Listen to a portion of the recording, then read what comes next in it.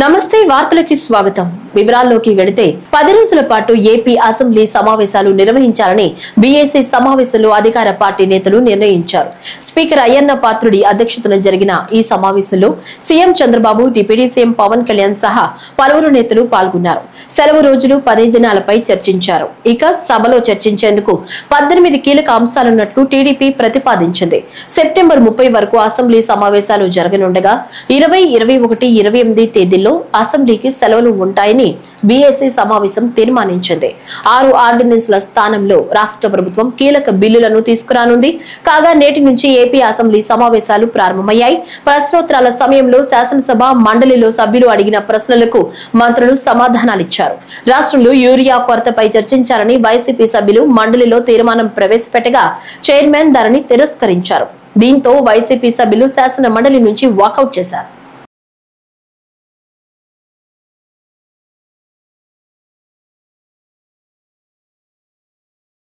ఆంధ్రప్రదేశ్ శాసనసభ వర్షాకాల సమావేశాలు ఈ రోజు ప్రారంభం కాగానే సభాపతి చింతకాయల అయ్యన్న పాత్రుడు ప్రశ్నోత్తరాలను చేపట్టారు. పలువురు సభ్యులు అడిగిన ప్రశ్నలకు ఆయా శాఖల మంత్రులు సమాధానం ఇచ్చారు. రాష్ట్రంలో సౌర విద్యుత్ అంశంపై పలువురు సభ్యులు అడిగిన ప్రశ్నలకు రాష్ట్ర విద్యుత్ శాఖ మంత్రి గొట్టిపాటి రవికుమార్ సమాధానం ఇచ్చారు. రాష్ట్రంలో సోలార్ విద్యుదుత్పత్తి సామర్థ్యం 5006 మెగావాట్లుగా ఉందని పేర్కొన్నారు.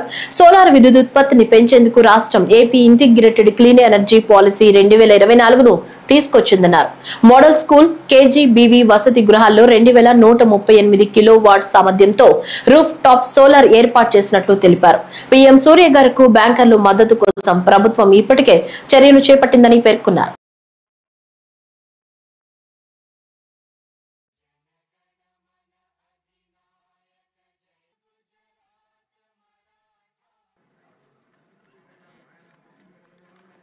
సూర్య గారి ద్వారా దాదాపు ప్రతి కాన్స్టిట్యున్సీలో కూడా 10,000 కనెక్షన్స్ పెట్టాలనేదే ఈ ప్రభుత్వ ఉద్దేశం sir.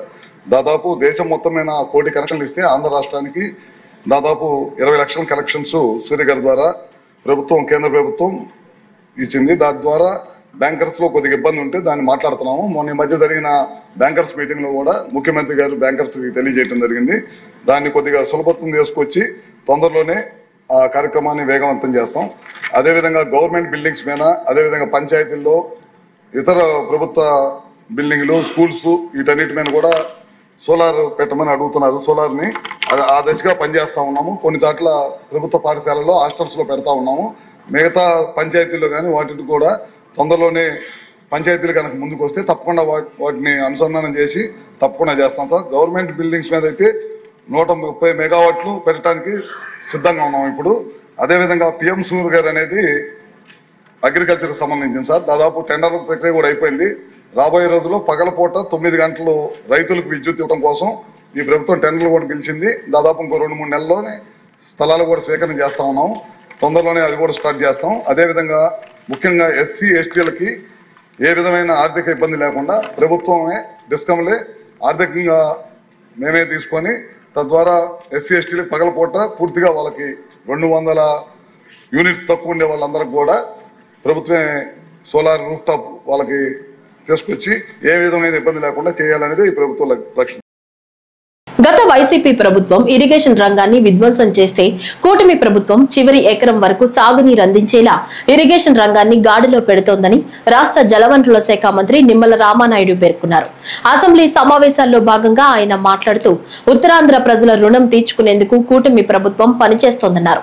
BRR, Vamsadhara, Thotapalli, Vamsadhara, Nagavali link, Janjhavathi, Hiramandalam lift, Nagavali, Champavathi, Mahendra Tanaya, Tarakarama Theerthasagar వంటి కీలకమైన ప్రాజెక్టులను 2 ఏళ్లలో పూర్తి చేసేలా యాక్షన్ ప్లాన్ సిద్ధం చేయాలని ముఖ్యమంత్రి ఆదేశించారు. 2 ఏళ్లలో ఉత్తరాంధ్ర ప్రాజెక్టులు పూర్తి చేసేలా ముఖ్యమంత్రి చంద్రబాబు 2,000 కోట్ల నిధులు కేటాయించారని తెలిపారు. పోలవరం ఎడమ కాలువకు గత వైసీపీ ప్రభుత్వం ₹1 గాని తట్టమట్టి పని గాని చేయలేదని వివరించారు. వంశధార రైట్ కెనాల్కు సంబంధించి 53వ కిలోమీటరు లాస్ట్ మైల్ అంటే 37 థాయిలాండ్ సంబంధించి 4,600 ఎకరాలు ఇక్కడ ఉంది అధ్యక్ష. ఈ 4,600 ఎకరాలకు సంబంధించి ఇక్కడ డిస్ట్రిబ్యూషన్ సిస్టమ్ డెవలప్ కాకపోవడం వల్ల మరి ప్రజెంటు 2537 ఎకరాలకు మాత్రమే నీరు అందుతున్నటువంటి పరిస్థితి. ఇంకా 2104 ఎకరాలకు నీరు మరి అందనటువంటి మాట వాస్తవమే అధ్యక్ష. దీనిపైన గతంలో మరి ఈ యొక్క కూటమి ప్రభుత్వం అధికారంలోకి వచ్చిన తర్వాత మొన్న ఏప్రిల్ నెల 22వ తారీఖున శ్రీకాకుళం కలెక్టరేట్లో జరిగినటువంటి రివ్యూ సమావేశంలో గౌరవ శాసనసభ్యులు కూడా ఆ రివ్యూ మీటింగ్లో ఆ యొక్క సమస్యను కూడా మా దృష్టికి తీసుకొచ్చినటువంటి స్థితిలో మా ఇరిగేషన్ డిపార్ట్మెంట్ మీద కూడా దీని మీద ఒక రివ్యూ చేయడం జరిగింది. ఈ యొక్క పనులు 2011లో అప్పుడు చేసేటువంటి శ్రీనివాస కన్స్ట్రక్షన్స్ ఏదైతే ఏజెన్సీ ఉన్నాయో అప్పటి నుంచి కూడా ఈ పనులు నిలిపివేయడం వల్ల ఆ డిస్ట్రిబ్యూషన్ సిస్టమ్ లేక మరి వాళ్ళకి నీరు అందనటువంటి పరిస్థితి ఏదైతే ఉందో దాన్ని గమనించి ఆ రోజు ఏదైతే ఇరిగేషన్ అధికారులకు కూడా ఇన్స్ట్రక్షన్ ఇవ్వడం జరిగింది. ఈ యొక్క టైలెండ్ 37T టైలెండ్ ప్రాంతం ఏదైతే ఉందో గౌరవ శాసనసభ్యులు అడిగినట్లుగా మొదటి 3 కిలోమీటర్లు ఏదైతే లైనింగ్ 0 to 3 కిలోమీటర్స్, అదేవిధంగా ఓటీలు ఒక 8, స్ట్రక్చర్స్ ఒక 2, ఇవన్నీ కూడా నిర్మాణం చేయడానికి ఒక మరి 10 కోట్ల రూపాయల వరకు కూడా ఎస్టిమేట్ కూడా తయారు చేయడం అధ్యక్షంగా. అయితే ఏదైతే ఈ యొక్క పాత ఏజెన్సీ ఎవరైతే ఉన్నారో దీన్ని ప్రీ క్లోజ్ చేసిన తర్వాత మరి ఈ యొక్క ఎస్టిమేషన్లు మళ్ళీ శాంక్షన్ చేసి ఇవ్వాలి కాబట్టి అధికారులకు కూడా ఏదైతే ఆ ఏజెన్సీని ప్రీ క్లోజ్ చేసి తొందరలోనే ఈ ఎస్టిమేషన్ శాంక్షన్ చేసి ఏదైతే థాయిలాండ్ ప్రాంతానికి ఏదైతే మరి పూర్తిగా 11 గ్రామాలకు కూడా ఆ సాగునీరు అందించేటువంటి బాధ్యత కూడా మరి తీసుకుంటామని చెప్పి కూడా మీ ద్వారా ఈ సందర్భంగా తెలియజేసుకుంటూ ఖచ్చితంగా ఉత్తరాంధ్రకి ఎప్పుడు కూడా ఈ ప్రభుత్వం ప్రయారిటీ. మొన్ననే వారం రోజుల క్రితం ముఖ్యమంత్రి గారు కూడా ఒక రివ్యూ మీటింగ్ పెట్టి అందులో చాలా క్లియర్గా ఉత్తరాంధ్ర అంటే ఆ ప్రజల యొక్క రుణం తీర్చుకునేటువంటి విధంగా మనం పనిచేయాలని చెప్పి రాష్ట్రంలో నిలిచిపోయిన టిట్కో గృహ సముదాయాలను పూర్తి చేసేందుకు పనులు ప్రారంభించినట్లు రాష్ట్ర పురపాలక శాఖ మంత్రి పి నారాయణ తెలిపారు. శాసనసభ ప్రశ్నోత్తరాల సమయంలో టిట్కో ఇళ్ల నిర్మాణంపై సభ్యులు అడిగిన ప్రశ్నలకు మంత్రి సమాధానం ఇస్తూ పెండింగ్ లో ఉన్న టిట్కో ఇళ్ల నిర్మాణం పూర్తి చేసేందుకు 6,000 కోట్ల రూపాయలకు పైగా అవసరమని తెలిపారు. గత ప్రభుత్వం పెండింగ్ లో పెట్టిన కోట్లాది రూపాయల కాంట్రాక్టర్ల బిల్లులు చెల్లించేందుకు ప్రభుత్వం చర్యలు తీసుకుంటుందని తెలిపారు. అధ్యక్ష, ఈ టిట్కో హౌసెస్ 2014-19లో 7,01,481 రాష్ట్రానికి ఆ రోజున్న కేంద్ర ప్రభుత్వం రాష్ట్ర ప్రభుత్వం కలిసి శాంక్షన్ చేయడం జరిగింది అధ్యక్ష. అందులో 5,14,000 యాక్చువల్ గా అడ్మినిస్ట్రేటివ్ క్లియరెన్స్ తీసుకొని టెండర్లు పిలవటం జరిగింది. అయితే గత ప్రభుత్వం వచ్చి దాన్ని 2,61,640కి కట్ చేసింది. కట్ చేసిన అది కూడా పూర్తి చేయలేదు. అయితే మళ్ళీ ఈ ప్రభుత్వం వచ్చిన తర్వాత మొత్తం 163 ప్లేసులు యాక్చువల్గా ఈ టిట్కో హౌస్ జరుగుతున్నాయి అధ్యక్ష. అందులో 51 ప్లేసులు అంతకుముందే పూర్తయినాయి. 112 ప్లేసులు ఇప్పుడు పూర్తి చేయాల్సింది ఉంది అధ్యక్ష. ఈ 112 ప్లేసుల్లో లాస్ట్ 4 months లో ఈ కాంట్రాక్టులకి 280 కోట్లు పే చేసాం అధ్యక్ష. ఎవరైతే ఇప్పుడు వర్క్ చేస్తున్నారో ఆ కాంట్రాక్టులకి. దానికి గాను అటు ఇన్ఫ్రాస్ట్రక్చరు ప్లస్ హౌసెస్ 6 ప్లేసుల్లో స్టార్ట్ అయినాయి అధ్యక్ష. ఓన్లీ హౌసెస్ ఫినిష్ చేయటం 25 ప్లేసుల్లో, ఓన్లీ ఇన్ఫ్రాస్ట్రక్చర్ 20 ప్లేసుల్లో, మొత్తం 112 ప్లేసులకు గాను 51 ప్లేసుల్లో లాస్ట్ 2 months లో స్టార్ట్ చేశారు. ఇంకా 61 ప్లేసుల్లో స్టార్ట్ చేయాల్సి ఉంది. అది నెక్స్ట్ మంత్ ఎండింగ్ లోపల వాళ్ళు స్టార్ట్ చేస్తామని యాక్చువల్ గా కాంట్రాక్ట్లు చెప్పడం జరిగింది. శ్రీ దుర్గా మల్లేశ్వర స్వామి వార్ల దసరా శరన్నవరాత్రి మహోత్సవాలను పురస్కరించుకుని భక్తులకు ఎటువంటి అసౌకర్యం కలగకుండా ప్రశాంతమైన వాతావరణంలో ఎటువంటి అవాంఛనీయ సంఘటనలు జరగకుండా భక్తులందరూ ఆనందోత్సాహాల మధ్య ప్రశాంతమైన వాతావరణంలో అమ్మవారి దర్శనం చేసుకోవాలనే ఉద్దేశంతో ఆధునిక టెక్నాలజీని ఉపయోగించుకుని పటిష్టమైన బందోబస్తు ఏర్పాటు చేయడం జరుగుతుంది. ఈ నేపథ్యంలో మంత్రి అనిత ఇంద్రకీలాద్రిపై దుర్గమ్మను దర్శించుకుని కొండపైన ఏర్పాట్లను పరిశీలించడం జరిగింది. అనంతరం మోడల్ గెస్ట్ హౌస్ నందు అన్ని శాఖల అధికారులతో సీసీ కెమెరాలు, ట్రాఫిక్, క్యూ లైన్లు, వీఐపీ పాస్లు మొదలైన అంశాలపై సమీక్ష నిర్వహించారు. ప్రతి సంవత్సరం లాగానే లాస్ట్ ఇయర్ కూడా ఎక్కడ కూడా ఏ చిన్న ఇన్సిడెంట్ కూడా జరగకుండా సుమారుగా 13 లక్షల మంది భక్తులకి అమ్మవారి దర్శన భాగ్యాన్ని కల్పించి వాళ్ళ ఆశీస్సులు ఇచ్చే పరిస్థితి మనం చూసుకున్నాం. లాస్ట్ 13 లక్షల మంది వచ్చిన భక్తులకి కూడా ఎక్కడ కూడా ఎటువంటి ఇబ్బందులు కలగకుండా వాళ్ళందరికీ కూడా అన్ని రకాల సౌకర్యాలు కూడా కల్పిస్తూ అమ్మవారిని దర్శనం చేసుకొని తీర్థ ప్రసాదాలతో వాళ్ళు క్షేమంగా ఇంట్లోకి వెళ్లే విధంగా కూడా ఆ రోజు ప్రభుత్వ యంత్రాంగం అంతా పనిచేయడం అన్నది మీ అందరికీ తెలుసు.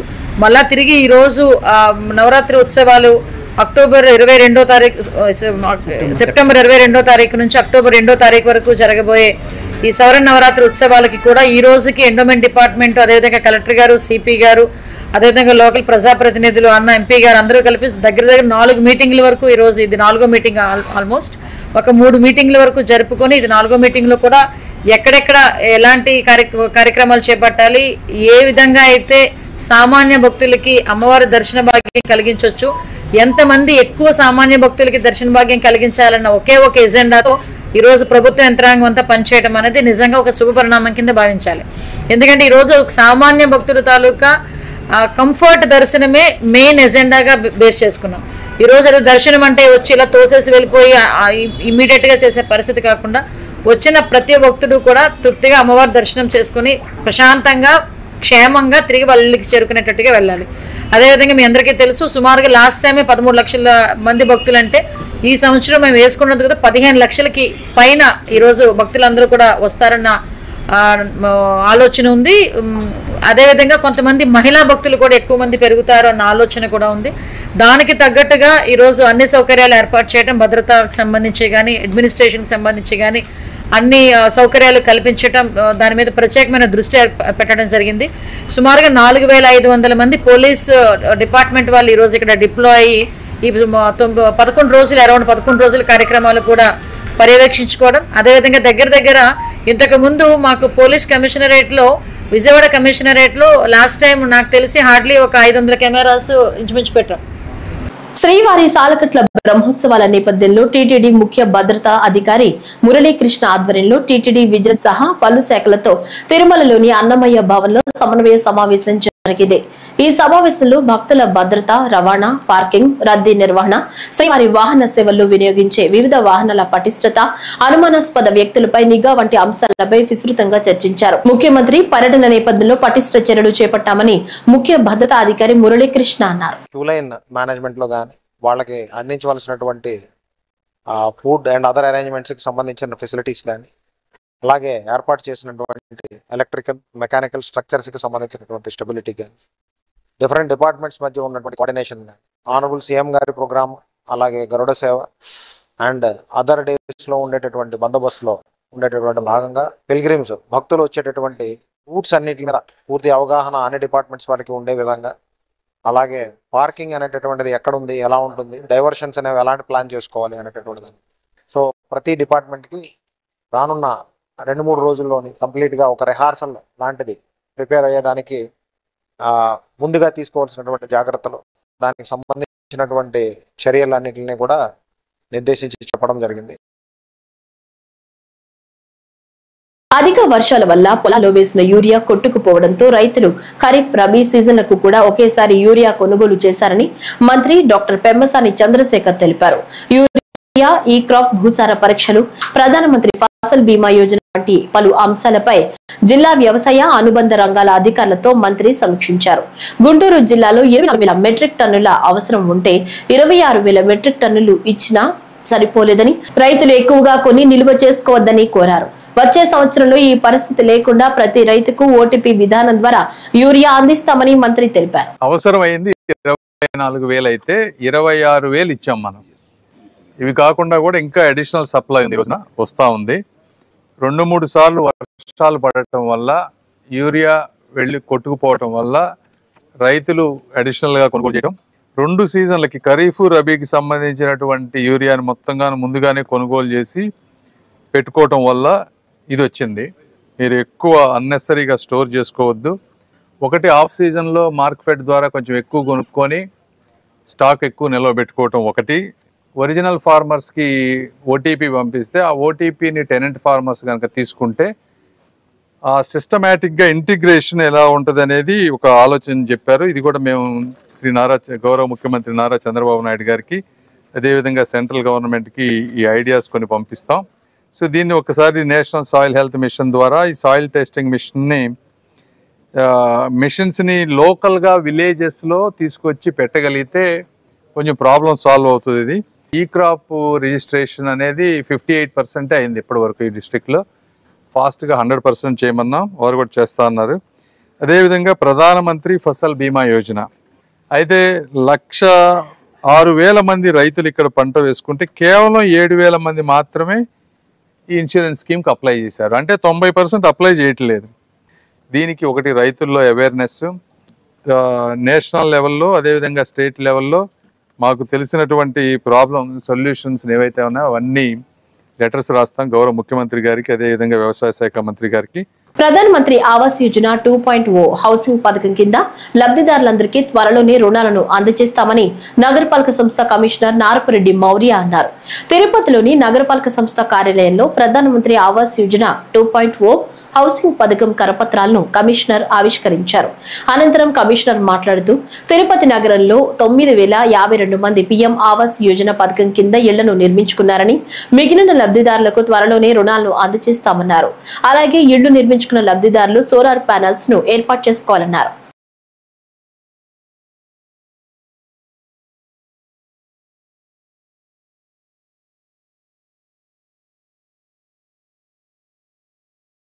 స్వచ్ఛతా హీ సేవ 2025లో భాగంగా ఈ నెల 17 నుంచి అక్టోబర్ 2 వరకు చేపట్టనున్న కార్యక్రమాల్లో భాగంగా గుంటూరు జిల్లా కలెక్టరేట్ నుంచి హిందూ కాలేజ్ వరకు స్వచ్ఛతోత్సవ్ ర్యాలీ జరిగింది.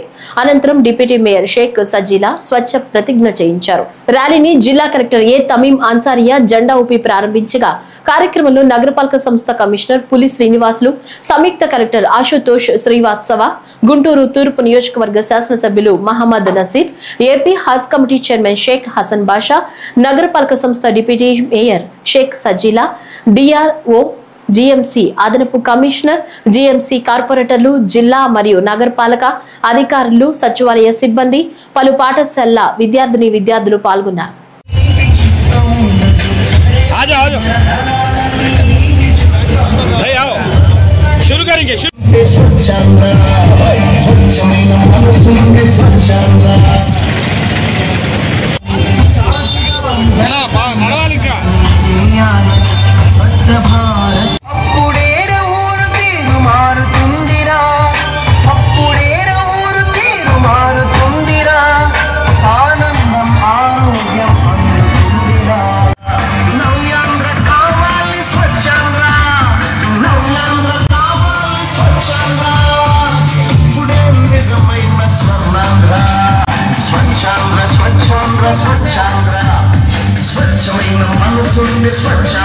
ఆంధ్రప్రదేశ్ ప్రభుత్వం యువతను భాగస్వామ్యం చేస్తూ ఆంధ్ర యువ సంకల్ప్ 2025 డిజిటల్ మారథాన్ కార్యక్రమాన్ని సెప్టెంబర్ 30వ తేదీ వరకు నిర్వహించడం జరుగుతుందని జిల్లా యువజన సంక్షేమ శాఖ మేనేజర్ శ్రీనివాసులు తెలిపారు. ఈ సందర్భంగా మాట్లాడుతూ సామాజిక బాధ్యత, కుటుంబ సంబంధాలు, ఆరోగ్యకరమైన జీవనం, బాధ్యతాయుతమైన డిజిటల్ ఆవిష్కరణలు, విలువలను ప్రోత్సహించడానికి ఐక్యరాజ్య సమితి సుస్థిరమైన అభివృద్ధి లక్షణాలకు సంబంధించి యువత 120 సెకండ్ల నిడివిగల వీడియోను తయారు చేసి www.andhrayuvasankalp.com వెబ్సైట్ నందు 30వ తేదీలోపు పంపిస్తే వారిలో 3 నిపుణులు ఎంపిక చేయడం జరుగుతోందన్నారు. ఎంపిక చేసిన విజేతలకు మొదటి బహుమతి ₹1,00,000, రెండవ బహుమతి 75,000, మూడవ బహుమతి 50,000. ఈ కార్యక్రమంలో పాల్గొన్న వారికి ఏపీ 2025 సర్టిఫికెట్లను అందజేయడం జరుగుతుందన్నారు. కావున జిల్లా ప్రజలు, యువత ఈ కార్యక్రమాన్ని సద్వినియోగం చేసుకోవాలన్నారు. ఆంధ్రప్రదేశ్ ప్రభుత్వం వారు యువతను భాగస్వామ్యం చేస్తూ ఆంధ్ర యువ సంకల్ప్ 2K25 యువ ఆంధ్ర డిజిటల్ మారథాన్ కార్యక్రమంను 30వ తారీఖు వరకు ఎన్రోల్ చేసుకోమని విజ్ఞప్తి చేయడం జరిగినది. వికసిత్ భారత్ 2040కు అనుగుణంగా సామాజిక బాధ్యత, కుటుంబ సంబంధాలు, ఆరోగ్యకరమైన జీవనం, బాధ్యతమైనటువంటి డిజిటల్ ఆవిష్కరణలను, విలువలను ప్రోత్సహించడానికి ఈ కార్యక్రమం నిర్వహిస్తున్నారు. మీరు ఈ సంబంధించిన సబ్జెక్టులో వీడియోను 2 నిమిషాలు 120 సెకండ్స్ 2 నిమిషాల గల వీడియోను andhrasankalp.com దాంట్లో డిజిటల్ మారథాన్ దాంట్లో యాడ్ చేస్తే దాని నిపుణులు పర్యవేక్షించి దాంట్లో ఫస్ట్ ప్రైజ్గా ₹1,00,000, సెకండ్ ప్రైజ్గా 75,000, థర్డ్ ప్రైజ్గా 50,000, నెక్స్ట్ 9 మందికి సత్కరిస్తారు. నెక్స్ట్ పార్టిసిపేట్ చేసిన వాళ్ళందరికీ సర్టిఫికేట్లు ప్రదానం చేస్తారు. ఇది సెప్టెంబర్ 30 తారీఖు వరకు అవకాశం కలదు.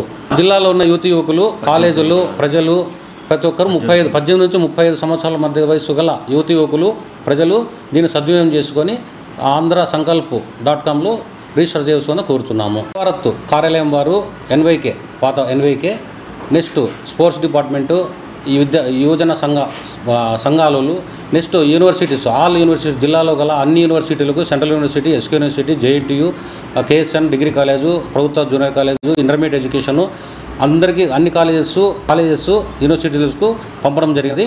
ఆ పిల్లలకు ఇంకా మేము 30 లోపల ఇంకా మొబిలైజ్ చేసి దగ్గరుండి కాలని రిజిస్టర్ చేయించగలము. పారిశ్రామికవేత్తలకు రాష్ట్ర ప్రభుత్వం ఎల్లవేళలా అందుబాటులో ఉంటుందని ముఖ్యమంత్రి చంద్రబాబు నాయుడు వ్యాఖ్యానించారు. ఈజ్ ఆఫ్ డూయింగ్ బిజినెస్ తో పాటు స్పీడ్ ఆఫ్ డూయింగ్ బిజినెస్ తో ఎవరూ పోటీ పడలేరని సీఎం అన్నారు. విశాఖలో CII global capability centre business summit కు కేంద్ర మంత్రి నిర్మలా సీతారామన్ తో కలిసి ముఖ్యమంత్రి హాజరయ్యారు. రాష్ట్రంలో పరిశ్రమల అవసరాలకు అనుగుణంగా నైపుణ్యం ఉన్న మానవ వనరులు అందుబాటులో ఉన్నాయని సీఎం అన్నారు.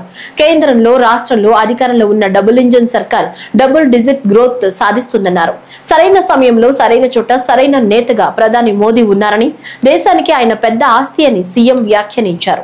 ప్రధాని మోదీ నేతృత్వంలో భారత్ బలమైన ఆర్థిక వ్యవస్థగా ఉందన్నారు. 2028 నాటికే 3వ అతిపెద్ద ఆర్థిక వ్యవస్థగా ఎదుగుతుందని స్పష్టం చేశారు. ఏపీ కూడా 2047 నాటికి $2.4 ట్రిలియన్ ఎకానమీ లక్ష్యంగా విజన్ రూపొందించామని సీఎం స్పష్టం చేశారు. Right leader at right place, that is Narendra Modi ji. Today is his 75th birthday. We have to appreciate him and wish him all the best. With all of you has to participate that. He is a big asset for the nation. I am very confident. With my long standing in politics, I have seen so many leaders. When I started my career as Chief Minister first time, nobody used to understand what is technology.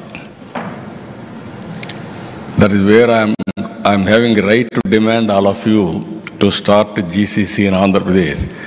Because of my first more advantage, you are all here today. I am very proud of it. Why I am saying, I have seen so many countries at that time. India, we didn't move in that direction around 1991, only Bangalore, initial stage. Our communication sector was very, very primitive stage. Only 2 companies, BSNL, international connectivity, BSNL, domestic connectivity. Both are public sector.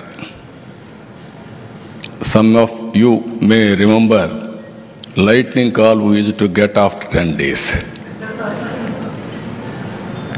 In 1889, I promised in my constituency electronic exchange. My opponents criticized me, how can you get electronic exchange? There are no phones here.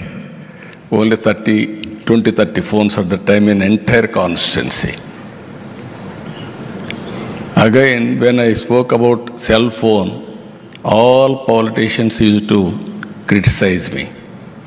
There is no water, there is no power. Here is a man who is talking about cell phone, who wants cell phone. Can cell phone will give food or shelter? Like that they used to criticize me. And also I used to work with successive prime ministers to deregulate telecommunication sector. They didn't understand, they didn't do it. Ultimately, credit goes to Vajpayee ji. First time telecom sector was deregulated under his leadership. Not only the decision, so many infrastructure reforms he was implemented. Krishna జిల్లా గన్నవరం మండలం కేసరపల్లి గ్రామ పంచాయతీని భారత పత్రికా సమాచార కార్యాలయ deputy director అతిథి అగర్వాల్ ఆధ్వర్యంలో బృందం పరిశీలించింది. ఈ సందర్భంగా స్వర్ణ పంచాయతీ పథకం కింద కుంభకోణం డిగ్రీ కాఫీ స్టాల్ ను ఈ బృందం ప్రారంభించింది. గ్రామంలోని ఆదాయ వనరులు, house tax, water tax, commercial tax, స్వర్ణ పంచాయతీలో భాగంగా ఆన్లైన్ పేమెంట్ విధానాలను పరిశీలించారు. అనంతరం అతిథి అగర్వాల్ మాట్లాడుతూ కేసరపల్లి గ్రామంలో అధికారులు, ప్రజా ప్రతినిధులు పనితీరును ప్రశంసించారు. Basically, I'm come with my media delegation, and media friends from both national as well as regional media have joined us, and we have been visiting the model Gram Panchayats in the state of Andhra Pradesh to showcase the best practices of what is being followed in the state. In this context today, right now, I am here at the Kesarpalli village Gram Panchayat. in the Krishna district, and we had come to see how the Gram Panchayat has been able to develop its different own source revenue, how the Gram Panchayat is able to generate its own source revenue. And right now I'm standing in front of a coffee shop which the Gram Panchayat has constructed using its own sources of revenue, and now this will help them to further generate funds. ఈ రోజు central team వాళ్ళు కేసరపల్లి గ్రామ పంచాయతీని visit చేశారు. ఇక్కడ జరుగుతున్నటువంటి development activities కానీ, house tax కానీ, ఇతరత్ర మౌలిక సదుపాయాలు ఏ విధంగా ఉన్నాయి, ప్రజలకు ఎలా అందుతున్నాయి అనే దాని మీద వాళ్ళు వచ్చారు, చూశారు. అయితే దానికి డెమో కూడా గ్రామ పంచాయతీలో ఏర్పాటు చేశాము. ఆ డెమోలో కూడా ఈ సంవత్సరం నుంచి 25-26 ఆర్థిక సంవత్సరం నుంచి స్వర్ణ పంచాయతీ అంటే ప్రతి ఇంటికి కూడా హౌస్ ట్యాక్స్ అనేది ఆన్లైన్ లో పే చేసే విధంగా ఆ యాప్ అనేది జనరేట్ చేశారు కమిషనర్ గారు. దాన్ని ఇంప్లిమెంటేషన్ చేసేది ఏ విధంగా చేస్తున్నాము అనేది డెమో కింద చూపించాము. వారు సాటిస్ఫై అయ్యారు. అలాగే గ్రామ పంచాయతీలో విజిబుల్ అసెట్స్ అంటే కంటికి కనిపించే ఆస్తుల కింద మా మేడం జిల్లా పంచాయతీ అధికారి డాక్టర్ అరుణ గారి వారు ఇచ్చినటువంటి సజెషన్స్ లో ఈ బెస్ట్ అంటే ఈ గ్రామ పంచాయతీ ఓన్ గా ఇన్కమ్ ని ఎలా జనరేట్ చేసుకోవచ్చు అనేటువంటి విధానాన్ని మా కాన్సెప్ట్ తీసుకొచ్చి ఆ విధంగా ఈ సంవత్సరం అంటే ఇప్పుడు ఈ కుంభకోణం టీ స్టాల్ అనేది దాన్ని గ్రామ పంచాయతీ సౌజన్యంతో ఏర్పాటు చేశాము. ఇది తమిళనాడు అంటే కుంభకోణం టీ స్టాల్ అనేది తమిళనాడులో ఉంది. వాళ్ళతో టైఅప్ అయ్యి ఈ కుంభకోణం అనే దాన్ని ఏర్పాటు చేశాము. దీని కింద బాగా ఇన్కమ్ వస్తుంది. దాని వల్ల మౌలిక సదుపాయాలు ప్రజలకు ఇంకా బాగా అందించవచ్చు అనే ఉద్దేశంతో మేము ఈ కార్యక్రమాన్ని చేపట్టాము. ఈ కార్యక్రమం చేపట్టిన తర్వాత మేడం గారు కూడా ఇది చూసి ఈ రోడ్డు ఎన్హెచ్ లో ఉన్నటువంటి లొకేషన్ ఇవన్నీ కూడా సాటిస్ఫై అయ్యారు, సంతృప్తి చెందారు. విజయవాడ ఉత్సవ్ గొల్లపూడి ఎక్స్పోలో ఎడ్యుకేషన్ పెవిలియన్ ఏర్పాటు చేశారు. ఈ సందర్భంగా మాట్లాడుతూ ఎడ్యుకేషన్ పెవిలియన్ గురించి వివరాలు తెలిపారు. విజయవాడలో గత 12 ఏళ్లుగా ఎగ్జిబిషన్ నిర్వహించడం లేదని, దసరా ఉత్సవాల సందర్భంగా గొల్లపూడిలో ఎగ్జిబిషన్ ఏర్పాటు చేస్తున్నామని అన్నారు. ఈ ఎగ్జిబిషన్ లో విద్యార్థుల కోసం ఎడ్యుకేషన్ పెవిలియన్ ఏర్పాటు చేస్తున్నామని, ఏ దేశంలో ఎలాంటి కోర్సులు అందిస్తున్నారనే సమాచారం విద్యార్థులకు ఉపయోగపడే విధంగా ఎడ్యుకేషన్ పెవిలియన్ ఏర్పాటు చేస్తున్నామన్నారు. అంతేకాకుండా ఎడ్యుకేషన్ స్టాల్స్ ఉంటాయన్నారు. గత 20 సంవత్సరాలుగా మన నగరం ఎంత డెవలప్ అయిందో ఏంటో అనేది నాకైతే ఏం తెలియదు. బట్ లాస్ట్ 12 సంవత్సరాలుగా ఇప్పుడు తెలిసింది ఏంటంటే కనీసం మనకి మా చిన్నప్పుడు ఎగ్జిబిషన్ అనే ఈవెంట్ ఉండేది, అది కూడా లేదు. అంత ముందు వరకు ఏంటంటే వేసవిలో వస్తే ఎగ్జిబిషన్కి వెళ్ళొచ్చు అనేది ఉండదు, అది కూడా లేదు. కాబట్టి విజయవాడ ఎగ్జిబిషన్ అండ్ విజయవాడ ఉత్సవ్ ఇది ఈ నగరానికి మరింత శోభ తీసుకొచ్చే విధంగా దసరా ఉత్సవాలు ఎప్పుడు మనం చేసుకునేవాళ్ళం, ఆ దసరా ఉత్సవాలను విజయవాడ ఉత్సవాలుగా మరింత ప్రాముఖ్యతతో మరింత విజయవంతంగా అందరూ పాల్గొనేటట్టు అంటే నగర పౌరులు అందరూ పాల్గొనేటట్టు చేస్తున్నాము. ఇందులో భాగంగానే అక్కడ ఎగ్జిబిషన్లో ఎడ్యుకేషన్ పెవిలియన్ పెడుతున్నామండి. ఈ ఎడ్యుకేషన్ పెవిలియన్లో మొత్తం నగర పిల్లలు, ఇంజనీరింగ్ స్టూడెంట్స్, ఎవ్రీవన్ ఇన్ఫర్మేషన్ కానీ, తర్వాత వాళ్ళ అవకాశాలు కానీ, విద్యా అవకాశాలు ఏ విధంగా ఉంటాయి, ఫారెన్ అంటే ఏ విధమైన అవకాశాలు ఉంటాయి, ఇక్కడ ఏ విధంగా ఎంటర్ప్రెన్యూర్షిప్ అవకాశాలు ఉంటాయి, ఇలాంటివన్నీ కూడా స్టాల్స్ అరేంజ్ చేస్తున్నాము. అలా స్టాల్సే కాకుండా ఎవ్రీడే ఏదో ఒక ఈవెంట్ జరుగుతూ ఉంటుంది ఎడ్యుకేషన్కి సంబంధించి. అంటే ఏ ప్రాముఖ్యత ఏంటి, రోబోటిక్స్తో ఏం చేయగలం, ఇలాంటిది రోజుకొక దీని కింద వెళ్తూ ఉంటుంది. అండ్ ఎవ్రీథింగ్ విల్ బీ మీకు అన్నీ పంపిస్తాం ఎప్పటికప్పుడు డీటెయిల్స్ అన్నీ. సో ఈ విజయవాడ ఉత్సవ్ ఈవెంట్ మెయిన్ ఉద్దేశం ఏంటంటే విద్యార్థులకి ఇందాక చెప్పినట్టుగా విద్యార్థులకి వాళ్ళ భవిష్యత్తు అంటే వాళ్ళ ఫ్యూచర్ ఎలా ఉండాలి, ఎలా వెళ్తే బాగుంటాయి అనే దానిపైన ఈ విజయవాడ ఉత్సవ్లో ఎడ్యుకేషన్ ఎక్స్పో అనేది కండక్ట్ చేయడం జరుగుతుంది. సెప్టెంబర్ 22 టు నవంబర్ 16 వరకు విజయవాడ ఎక్స్పో గ్రౌండ్స్లో గొల్లపూడిలో జరుగుతుంది. ఇందులో మన ఆంధ్రప్రదేశ్ అనే కాకుండా వివిధ స్టేట్స్ నుంచి యూనివర్సిటీస్ కూడా పాల్గొనడం జరుగుతుంది. మన ఇండియన్ యూనివర్సిటీసే కాకుండా యూకే, అమెరికా లాంటి దేశాల నుంచి కూడా యూనివర్సిటీ వాళ్ళు అక్కడ వచ్చి స్టాల్ పెట్టుకోవడం జరుగుతుంది. దీనివలన అంటే డబ్బులున్న వాళ్ళు ఎక్కడికి వెళ్ళినా సరే ఏదైనా నేర్చుకోగలరు, ఏదైనా రీసెర్చ్ చేసుకోగలరు, ఎక్కడికైనా పోగలరు. మెయిన్ ఉద్దేశం ఏంటంటే మిడిల్ క్లాస్ పీపుల్ అంటే బ్యాక్వర్డ్ క్లాస్ పీపుల్ ఉంటారు. సో రైతుల నుంచి అంటే అగ్రికల్చర్ బ్యాక్గ్రౌండ్ నుంచి వచ్చి వాళ్ళు వేరే సిటీకి వెళ్ళి తెలుసుకునేంత అవకాశాలు వాళ్ళకు ఉండవు. అలాంటి ఉద్దేశంతో సో ప్రతి విద్యార్థి యొక్క తల్లిదండ్రికి విద్య యొక్క ఉన్నతి ఏంటి, విద్యా ప్రమాణాలు ఎలా ఉండాలి, ఉంటే మన రాష్ట్రంలోనే చదువుకుంటే ఎలా ఉంటుంది, బయటికి వెళ్తే ఎలా ఉంటుంది. తిరుపతి జిల్లా ఏర్పేడు మండలం విమానాశ్రయ సమీపంలోని పవర్ బ్యాంకులు తయారు చేసే మునోత్ పరిశ్రమలో భారీ అగ్ని ప్రమాదం సంభవించింది. పరిశ్రమలో ఒక్కసారిగా మంటలు చెలరేగి కాసేపట్లోనే విస్తృతంగా వ్యాపించాయి. మంటల తీవ్రత కారణంగా మొత్తం పరిశ్రమ అగ్నికి ఆహుతయింది. అదృష్టవశాత్తు ఆ సమయంలో పరిశ్రమలో ఎవరూ లేకపోవడంతో ప్రాణ నష్టం తప్పింది. సమాచారం అందుకున్న వెంటనే అగ్నిమాపక సిబ్బంది సంఘటనా స్థలానికి చేరుకుని మంటలను అదుపులోకి తెచ్చే ప్రయత్నాలు చేశారు. అయితే అప్పటికే మంటలు విస్తృతంగా వ్యాపించడంతో ఆస్తి నష్టం ఎక్కువగా జరిగినట్లు అంచనా. అగ్ని ప్రమాదానికి గల కారణాలు తెలియాల్సి ఉంది. పోలీస్ అధికారులు కేసు నమోదు చేసి దర్యాప్తు చేస్తున్నారు.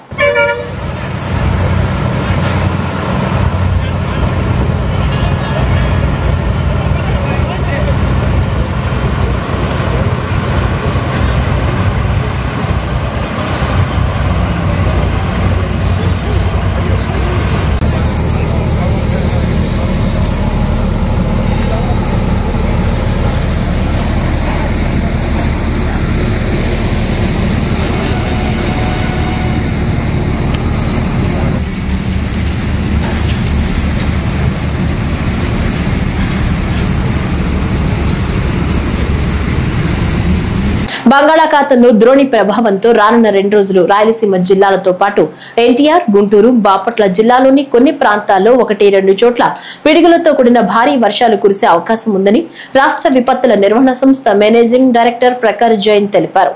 ఉరుములతో కూడిన వర్షాలు పడేటప్పుడు చెట్ల కింద నిలబడరాదని సూచించారు.